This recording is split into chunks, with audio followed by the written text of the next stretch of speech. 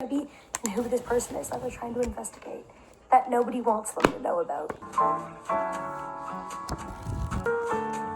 She could write her to-do list for the day. I would use this like magical realism vibe into her books at the same time as writing these almost epic love stories. I said this in one of my vlogs recently. I feel like I have ever so slightly grown out of the more fluffy romances. I still very much enjoy them, but I feel like I want the crux of like a true love story in the middle of it as opposed to just like a fun and silly time. And I feel like she ticks all the boxes. Weird and funky plots that still need to have some kind of resolution to them at the same time as they're obviously being a wonderful, wonderful romance. So I have read this one and this one was a 4.5 star. The next we hit the mark for me. I feel like this was one of those books where it was fun for the time I was in it, it was 3 star, but I feel like the actual romance of this was kind of like a friends to benefits merging into this relationship. We are following our 2 leads in this that are both lawyers and they're kind of going up against each other in this story, and so it's this like rivalry situation at the same time as having this friends with benefits, pretending they're not interested in each other, but clearly they are, and there's like this whole professional boundary kind of thing going on. I think that it was fun. I think that it was a quick read. I think that it was one of those books that I kind of look back on and go, yeah. As Vistaprint, we print signs type of her other books for me. So the next book that was on this list was Out of the Woods by Hannah Burnham Young situation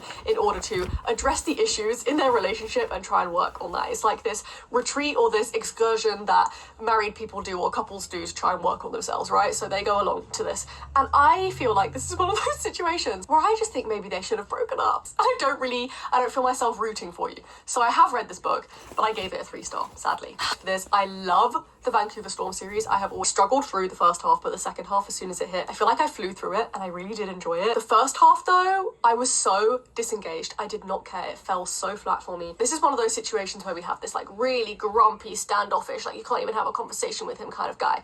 And then we have like this fake marriage to this woman, or like a real marriage. Is it a real marriage? But it's like obviously like a marriage of convenience kind of situation.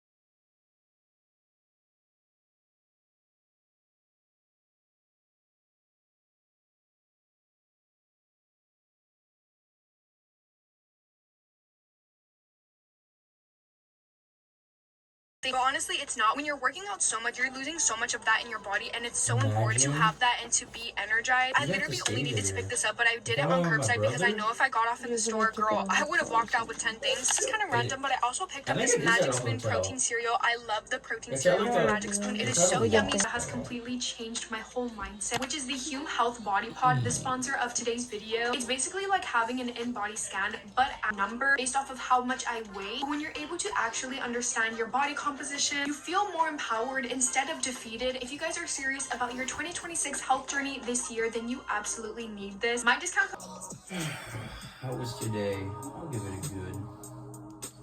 This will just feel honestly a little bit less lonely being around other people, even if I'm not interacting with them. And it's almost like I have coworkers.